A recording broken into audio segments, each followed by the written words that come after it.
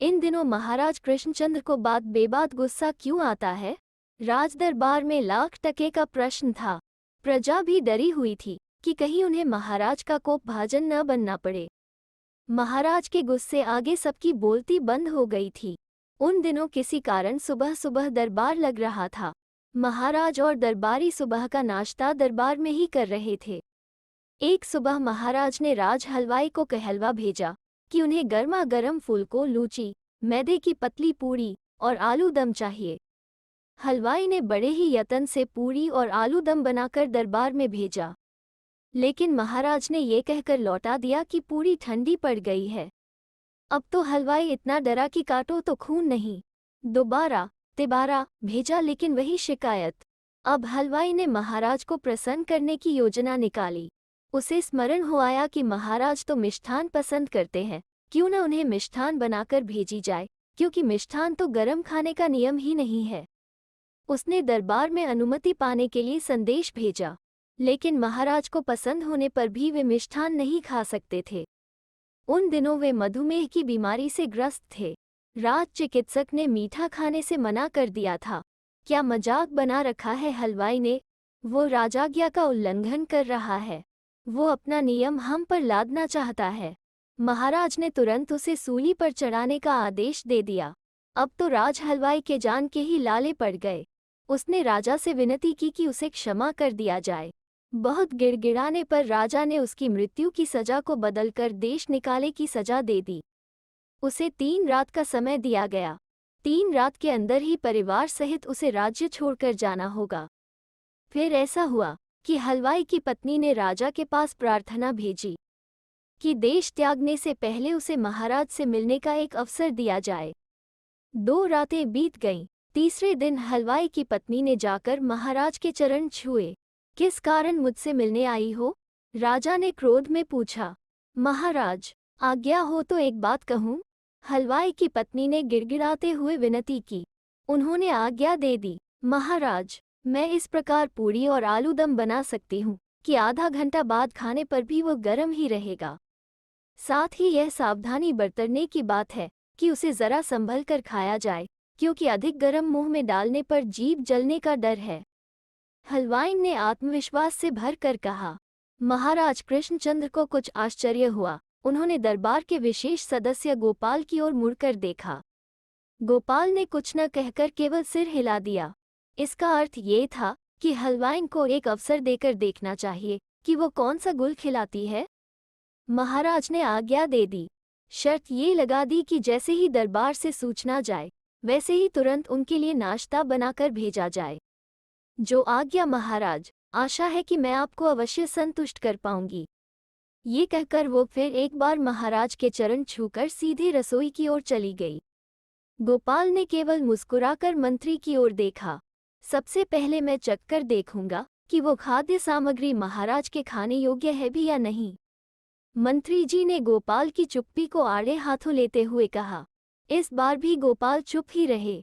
गोपाल की चुप्पी को मंत्री अपनी हेठी समझने लगा। वो मिर्च मसाले सा जलकर दांत किटकिटाता रहा और गोपाल मुस्कुराता रहा। हलवाई ने राजा के रसोइये को बुला भेजा और मैदा सान कर उससे पतली और छोटी पुड़िया बेलने को कहा। हलवाई तो इतना डरा हुआ था कि उसके हाथ पैर सुन्न पड़ने की परिस्थिति आ गई।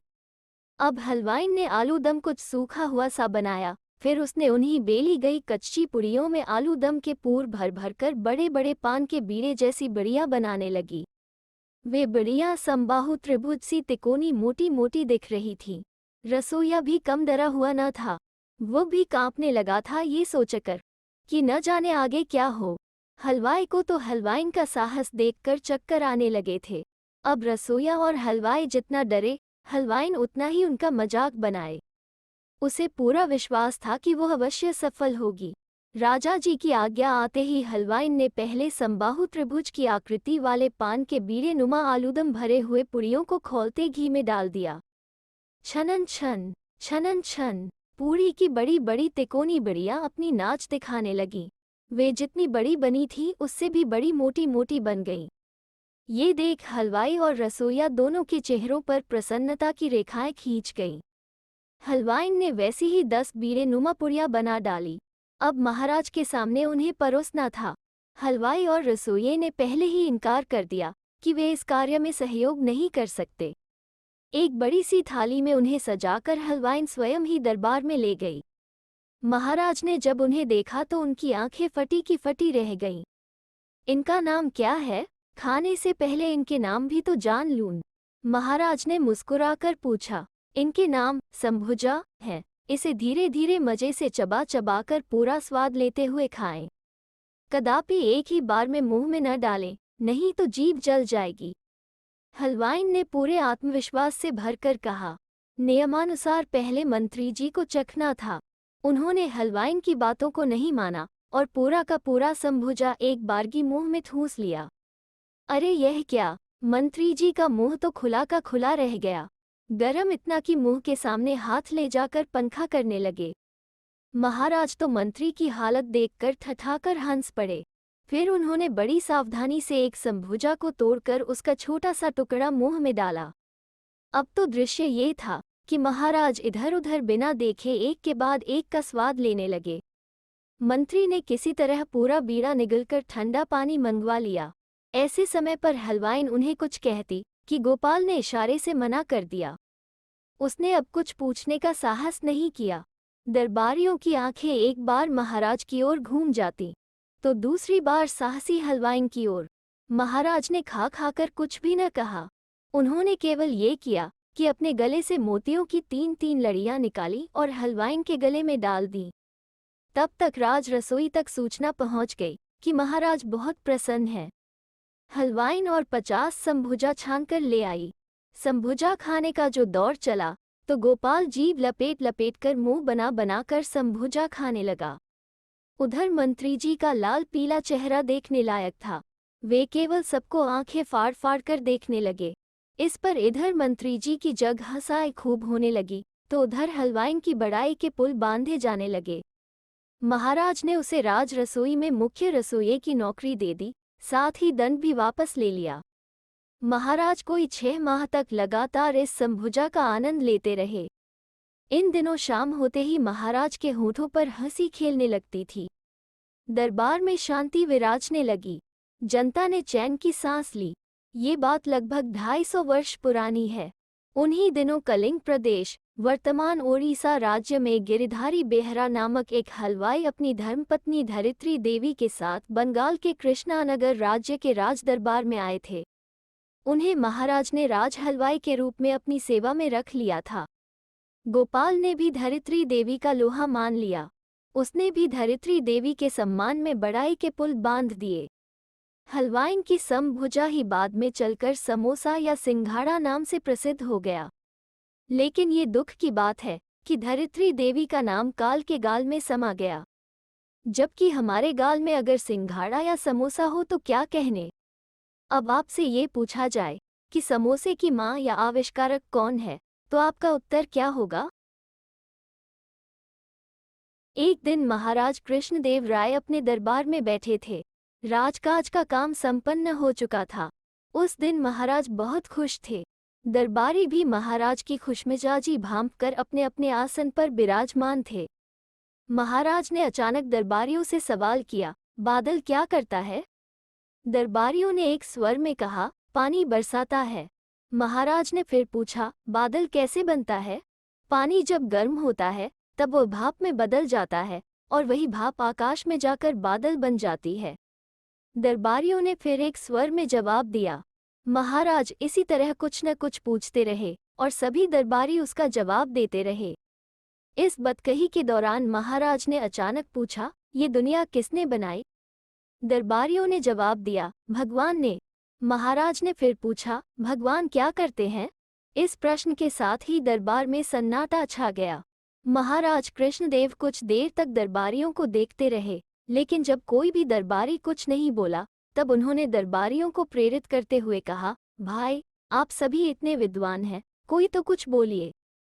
इसके बाद भगवान के कार्य को लेकर दरबारियों में बहस सी होने लगी। किसी ने भगवान को दुनिया के कार्य व्यापार चलाने वाला बताया तो किसी ने कहा कि आदमी के कामकाज में भगवान कोई दखल नहीं देते। भगवान के कार्य के बारे में जैसे ही कोई दरबारी अपनी कोई युक्ति देता वैसे ही दूसरा दरबारी अपने तर्क से उस युक्ति को गलत ठहरा देता। दरबार में देर तक बहस होती रही, कोई नतीजा नहीं निकला। इसी बीच दरबार में गोपाल भांड आया। दरबार में आकर वो अपने आसन पर बैठ गया और चुपचाप दरबारियों में चल रही बहस को सुनता रहा।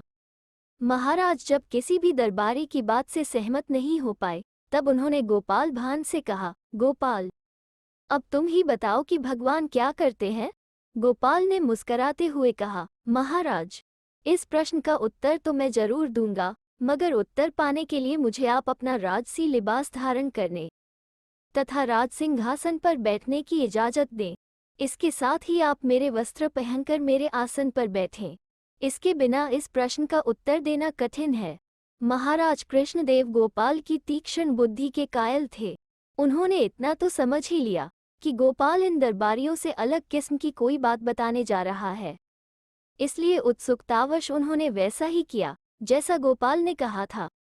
गोपाल राजसी लिबास पहनकर राज सिंहासन पर बैठ गया और महाराज कृष्णदेव गोपाल के साधारण लिबास में उसके आसन पर जाकर बैठ गए। राज सिंहासन पर बैठने के बाद गोपाल ने राजा कृष्णदेव तथा दरबारियों से कहा, अब तक आप में से किसी ने भगवान के कार्य के बारे में सही उत्तर नहीं दिया। मैं आपको बताता हूँ कि भगवान क्या करता है। इतना कहने के बाद गोपाल कुछ देर के लिए चुप हो गया। फिर उसने दरबारियों से कहा, एक बार आप मुझे देखें और एक बार महाराज को, और यह बताएं कि आप क्या समझे। दरबारी कुछ समझ नहीं पा रहे थे कि राज सिंहासन पर बैठा गोपाल उन्हें क्या समझाना चाहता है। उन्होंने एक बार गोपाल को देखा और फिर महाराज कृष्णदेव को। उन्हें फिर भी कुछ समझ में नहीं आया।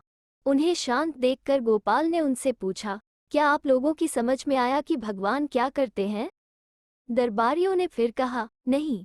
गोपाल ने पूछा, महाराज, और मुझको देखकर भी आप कुछ नहीं समझ पाए कि भगवान क्या करते हैं? दरबारियों ने जवाब दिया, नहीं। महाराज कृष्णदेव उतावले हो रहे थे।